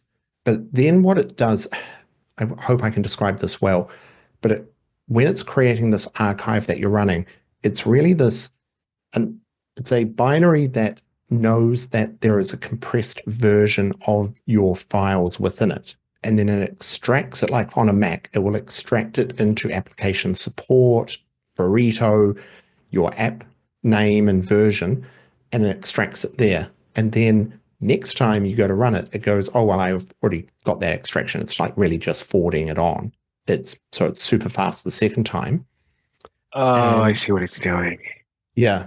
It's tricksy. It also means that if you want to truly uninstall it, you actually have to run a maintenance task to uninstall it. That's interesting. They actually, I don't know if you're familiar with the older Bash way of installing things, but there's a way for a Bash script to have a binary blob embedded in the script itself, at the end of the script. Yeah. But the Bash script knows about it, and it'll basically do what you just said. It'll unpack it and maybe throw it somewhere in the file system, and then just run it from there. So that's an interesting approach, and it's been around. To answer, and also go just ahead. really quickly on that, like, to be honest, if I had the chops and, you know, knew Go or Rust enough, then, you know, I think that would be the perfect CLI experience, just because it really is a tiny, small binary and it's not like having to do this installation stuff. The downside is that it's less approachable to the Elixir community, and as we're Nerve first and we're Elixir first, having this Elixir CLI does make it more approachable for others to go, oh, I found a bug, I know how to do a pull request for it. So, you know, I think there are better. I'm generally of this viewpoint of picking the right tool for the situation, and there are probably better tools, but it also means that I would have to learn a whole new tool chain, new language to make something work, and then to maintain it, and then I'd probably be the only one maintaining it, or one or two other people. Absolutely, yeah, I definitely understand that. I mean, you're talking to someone that really likes Rust, so like if you say Rust, I'm right behind you. So you're building the CLI. Building the new CLI. Well, I'm a little bit behind you, you know. But there, you mentioned Go. Go is a language that I've seen been used more and more for CLI tooling, mainly because you can learn Go in a few hours. It's a very simple language. It's a very simple language, but you do end up writing a lot of code. It's quite verbose when you're writing code. But like I said, it's very easy to grok, and it's been a tool that's been used a lot for building CLI tooling, and it can also compile to a fully standalone binary without any linker dependencies. So that could be an option if you know, you and the team are up for it. To answer Alex's earlier question on the API and how easy it is, it brings me back to NervesHub 1.0 days, where NervesHub CLI was broken for a very, very long time, mainly because of the certificates and stuff like that, where there really wasn't an easy way to tell the CLI, hey, use this root CA for my self-hosted NervesHub instance. And because of that, I just, since the V1 days, I stopped using the CLI tool, and I've been using curl ever since. And reading some of the code makes it it's not the easiest to extract the API spec, if you will, the endpoints and the parameters and everything that you need to actually build up that curl command. But it's not difficult either. Like, it's not easy, but it's not difficult. Just read a little bit of the Elixir source code, and you can build out those curl commands. But once you have a general idea of the API shape, it just becomes very easy to work with it. All you need is a NervesHub API token, shove that in a header, and build out the body however it is composed in the NervesHub CLI source code, and boom, you have API access through basic bash tooling. So very easy to use. I used it a lot, but now since NervesHub CLI v2 works really well with NervesCloud, I went back to the CLI tooling. It's actually a really good reminder. I would say the two areas that we're failing the most in terms of the work that we're doing is documentation, and I was going to say like the API spec stuff, but documentation. It's really, those are the two, documentation and documentation, because it's fun and easy to work on features and code, and words are hard. And how best to describe the NervesHub docs are horrendously out of date. And additionally, we do have this open API spec, which is, I think, only half complete and isn't live anywhere. It's high on my list. It's one of those things that, you know, there's a million priorities, and sometimes it's easiest to do the thing that's fun. But that needs a big update. And It's now also a question of, NervesCloud is an effort, like while it is an incorporated US company and everything, it is an effort by Lars and I to help the community with also the support of Frank and John and other, core Nerves team members, and how we bring those docs to life, or how we at least, I just want to make sure that I just don't want to see duplicated efforts of here are the NervesCloud docs and NervesHub docs, and they're pretty much the same with minor changes for configuration. So how do we, make sure that, is it a selector, or how do we just bring it all together? And I've also seen this a little bit within the Nerves community, because the awesome guides that Redwire started working on, and it's like essentially the Redwire way, but there are some great Nerves guides of how to do,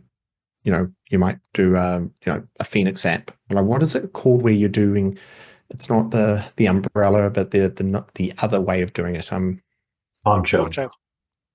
Poncho. I love it. That was really beautifully timed. So how best to do that, and you've got a great guide on that. And yet at the same time, I think it's where I see the opportunity. I'll say it as a failure, but it's really the opportunity, is how do we bring this into a really good set of guides into one place, where the guides are not so much in hex docs. I think hex docs are really great for API, for that library where it's very API specific. But when we start using that for guides, where that guide might actually be applicable for several versions earlier, but now you're only seeing it because of looking at the latest version, I think that's where we could do better. And so what I would like to do when we go through this NervesHub docs refresh is also take a look at what we're doing with Nerves guides holistically throughout the community, so we can actually bring all our efforts together. Because the way that we grow the community is showing others that we are doing some really cool stuff together. Yeah, I do have a suggestion along that line. As you were talking about the API and then the bundle of the Nerves, client or NervesHub client, a guide for how to integrate this with your GitHub or GitLab build. No offense to Travis CI, they seem to have fallen off, but I worked on a similar product, and just having your embedded guy, your web guy, and your build guy, sometimes they're the same person, but a lot of times they aren't. So just the more you can distill it into someone who knows GitHub, how do you push a release out, that would be just wonderful.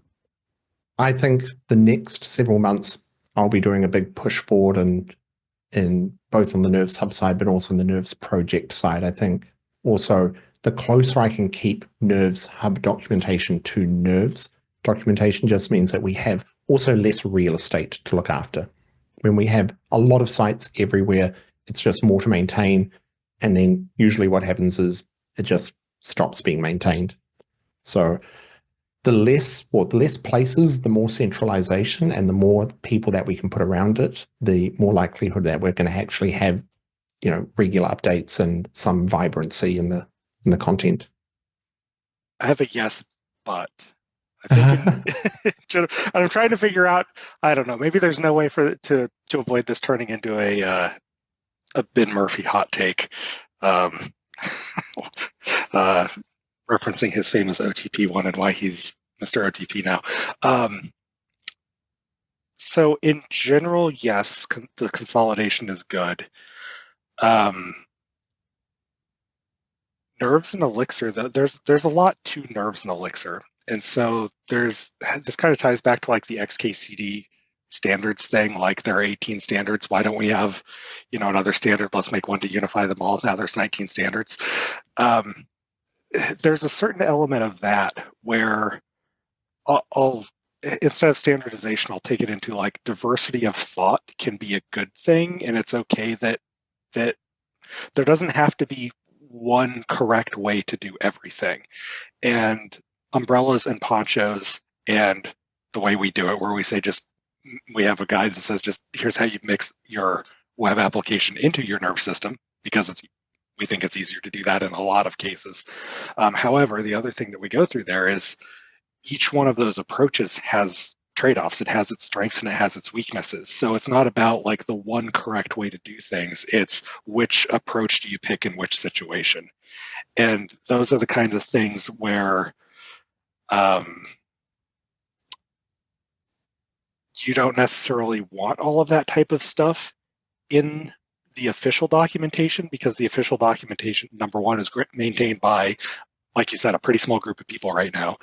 And so there's only so much that, bandwidth to maintain that. But the other thing is like, which approaches do they want to maintain support for? Because you've got people in the community who are reading the official docs and then are going to, people like they are going to Frank and John and pinging them with a bunch of questions on how to do this. And there's, some of that stuff where it's like, well, maybe, they're not necessarily the creators or supporters or whatever of those approaches. They've got other ways they like to do things. Why should they have to get burned with all that support work? So that's kind of the other side of that coin of where some of that diversification in that thought, in those approaches, that kind of stuff might actually be helpful. Yep. I mean, I totally agree as well, and definitely think at the moment with having a small set of core team, it's there. I think we have to prioritize how to not allow content to get out of date, and I think everything else will kind of flow around that. The more we make it easy for things to be maintained, I think it's probably why I've got a bit more of a love for things like Gitbook or Mintlify for general guides and docs where it's not specifically how to use this API.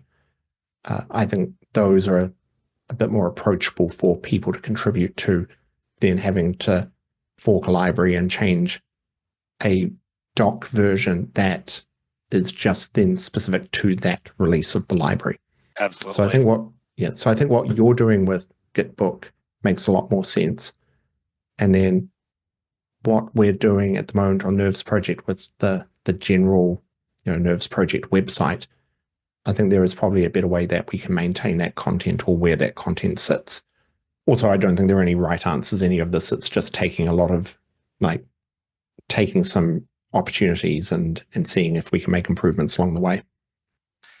Yeah, and that's a good point too. Like that leads to an evolutionary process in this as well. So it's like you're able to kind of throw stuff against the wall and see what sticks, and the good ideas persist, and the ones that weren't so good will die off, and you just prune those branches as necessary. Yeah, I think that's a perfect way of phrasing it, like throwing it at the wall that sticks. I know that one of the biggest arguments against that kind of approach is then you sometimes spend a lot more time than you would have if you just picked the right approach. But I think also that's a failed argument, because you learn stuff along the way, and putting a lot of research into then picking it up like a path and then figuring out it doesn't work. It's sometimes sometimes just a little bit easier to pick a path and learn quickly. Fail fast. Yeah, that's the perfect mantra for it, because how can you really know what the right path is before you've gone down at least two paths? You don't have another path to judge against. So yeah, exactly that. Get down a place, and then, like you said, fail fast and look back and reflect on it and keep moving from there. Well, I think I've said this thing a few times during this call of, if anyone out there is interested in helping out with these kind of topics, ping us. I'm more than happy to help where I can and jump into some of it. And, the more people that we have kind of help move some of the needles, even if it's just a little bit, it goes a long way. Yeah, what is the best way for people to start contributing? Is it literally just ping you? Do you have any places where you like people to look to start?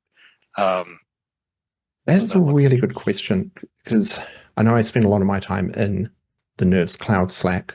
I've also got the Elixir Slack open, and I'll primarily like the 3 rooms that I like check out, well, we'll keep abreast the most, like Phoenix, Ecto, and Nerves. NervesHub is where we did start consolidating more of the chatter around the general open source development, but we've been doing that more within NervesCloud because Lars and I are there, and Nate has joined. I feel like I'm just not giving an answer and I'm just giving a lot of words.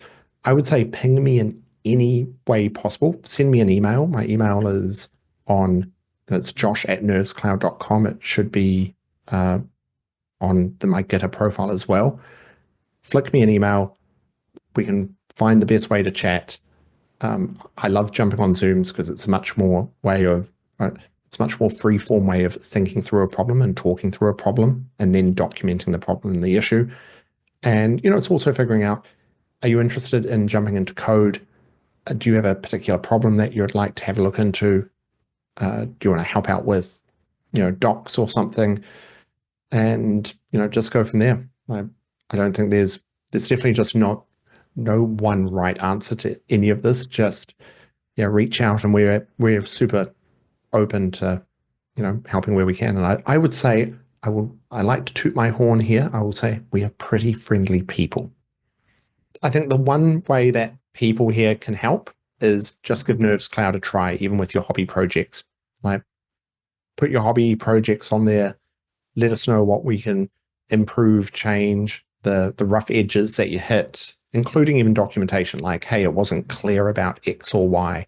Working in code and development and product for a while, the one thing that I think we are all really good at as coders or developers is that we try something, we hit a rough patch, but then in our minds, we forget about that rough patch and we put butter on it, and then it never gets improved. And we forget about the rough patches other people are going to go through. So give it a go. Let us know what we can improve and tell us. And, definitely the easier we can make it for people to get on board and to try it out, the better it will be for everyone. Awesome. Well, thank you very much, Josh. Again, this is the Nerves Meetup. Happens the last Wednesday of the month, every month. I will see you all next time.